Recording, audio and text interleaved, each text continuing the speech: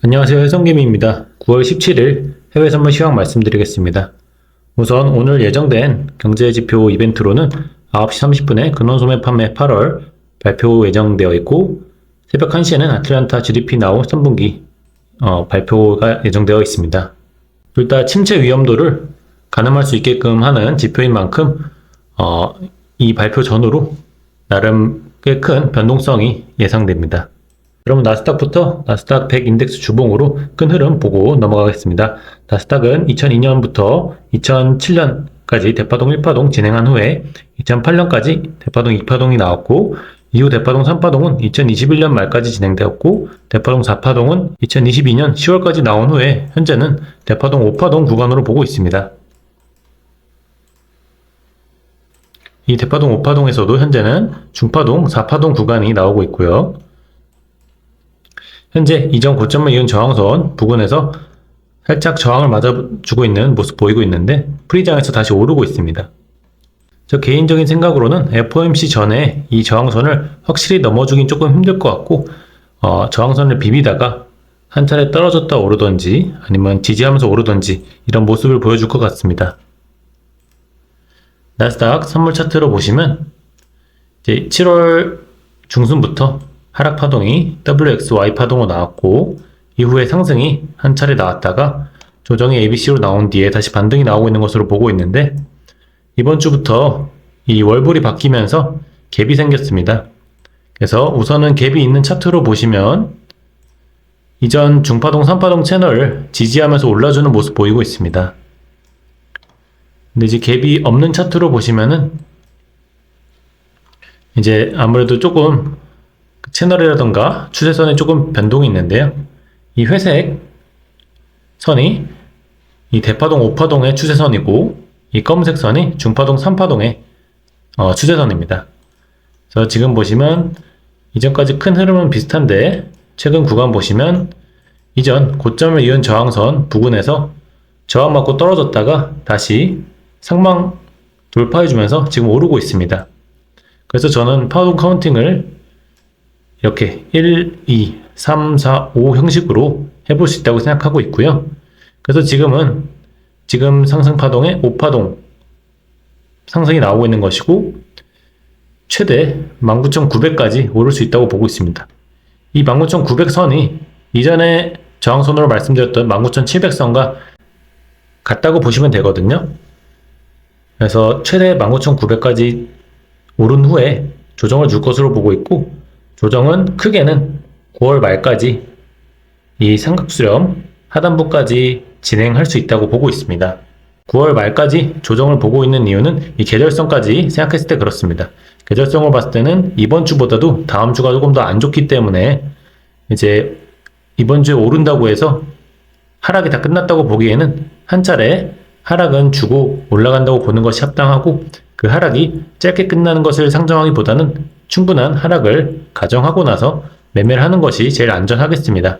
그래서 지금은 마지막 상승 5파동 진행하고 있는 것으로 생각하고 있고, 상승이 짧게 나온다면 19,800 초반 선까지, 그리고 길게 나온다면 19,900 선까지 오르고, FOMC 직전에는 이 고점에서 횡보하는 모습 보여주거나 살짝 하락해서 여기 이전 중파동 3파동 채널 하단선 부근에서 FOMC 결과를 맞이할 것으로 보고 있습니다.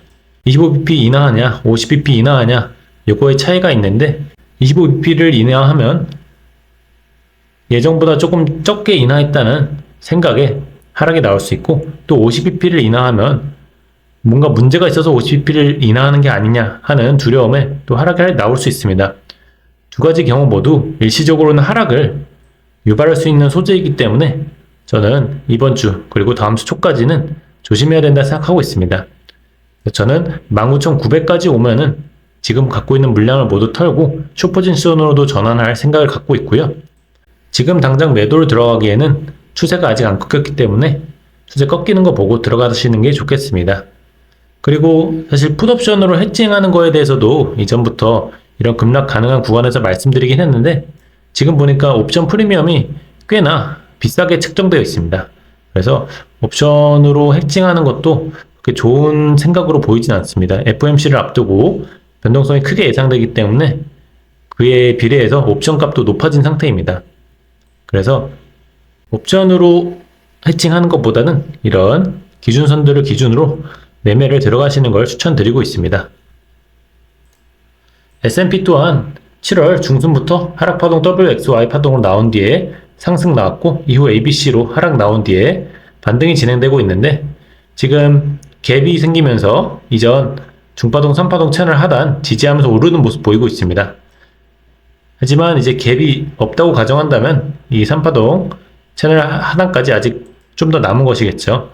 그래서 조금 더 오르더라도 이 하단 맞고 내려오는 그런 모습 보여줄 거라 생각하고 있고요. 하락이 나온다면 이 갭은 메꾸고 나서 올라줄 것으로 보고 있습니다. 그래서 나스닥 기준으로도 갭을 메꾸고 올라갈 것이기 때문에 19,400선까지는 하락을 주지 않을까 생각하고 있습니다. 이제 20년물 채권 금리 차트로 보시면 작년 10월 말에 고점 찍고 ABC 파동으로 하락을 지속하고 있고 지금 다시 한번 이 하락 채널을 하방 이탈해 준 뒤에 잠깐 닿았다가 크게 하락해주는 모습입니다. 그래서 지금 더 추가적인 하락을 보고 있습니다. 지금 가장 최저점을 찍고 있거든요. 저는 기본적으로는 이 3.64% 라인까지는 하락을 하고 나서 반등이 나오든지 할 것으로 생각을 하고 있습니다. 그렇기 때문에 30년물 채권 선물 또한 추가적인 상승을 바라보고 있는데요. 채권 선물 차트로 보시면 23년 10월 말부터 12월 말까지 대파동 1파동 상승, 이후 대파동 2파동이 4월 말까지 진행되었고 현재는 3파동 구간입니다. 3파동은 다시 한번 1, 2, 3, 4파동까지 진행된 후에 현재 3회 5파동 구간으로 보고 있고요.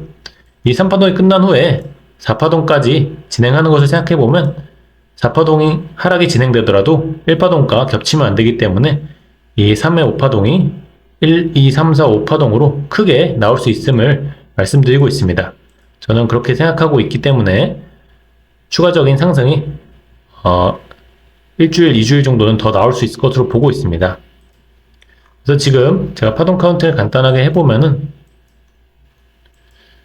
여기까지 3회 5파동에 1파동, 그 다음에 2파동 조정이 나왔고 이후 이제 다시 3파동 상승을 보여줄 것으로 생각하고 있습니다.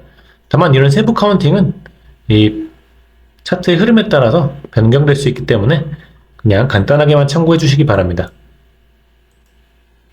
골드 보겠습니다. 골드는 2023년 10월부터 대파동 3회 3회 3파동을 진행하고 있다고 말씀드려 오고 있고 현재는 그 중에서도 5파동이라고 말씀드렸습니다.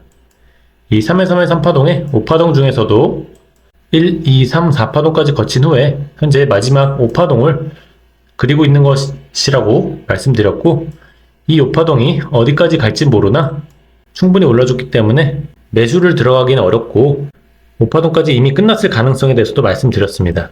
지금 고점 찍고 하락이 꽤 크게 나오고 있는데 아직 5파동이 완전히 끝났다고 보기엔 조금 어렵습니다. 1, 2, 3, 4, 5 형태로 지금 하락하는 척 하다가 말아 올리면서 추가적인 상승을 보여줄 수는 있지만 이제 거의 끝자락에 있기 때문에 매수는 들어가기 어렵고 매도는 이런 추세선 기준으로 들어가 볼 수는 있겠습니다.